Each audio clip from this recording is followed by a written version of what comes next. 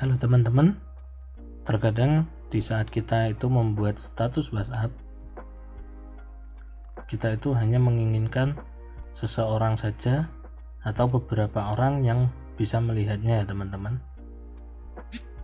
Dan di sini saya akan mempraktekkan caranya untuk membatasi penonton yang melihat status WhatsApp kita ya teman-teman. Oke, mari kita langsung saja ke langkah-langkahnya.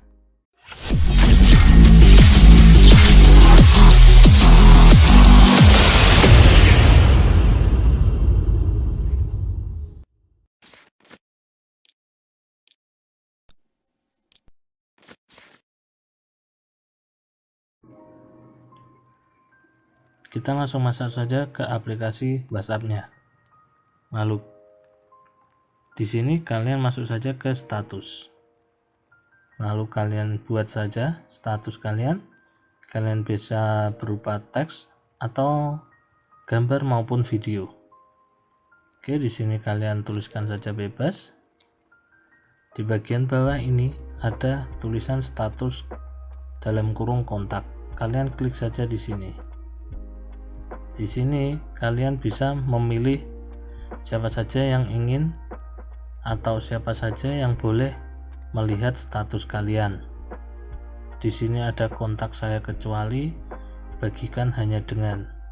Kontak saya kecuali ini kalian bisa mengecualikan beberapa orang saja teman-teman, yang mungkin tidak akan bisa melihat status kalian.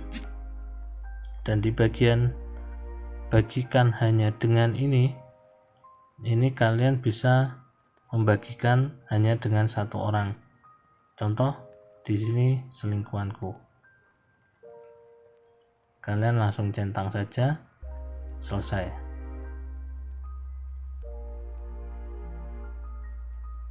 Oke, di sini langsung kalian kirim. Nah, otomatis untuk status kalian yang ini nanti hanya bisa dilihat satu orang saja yang kalian tandai, yaitu selingkuhanku tadi ya teman-teman. Oke, sekian dulu tutorial kali ini. Sampai jumpa kembali. Terima kasih.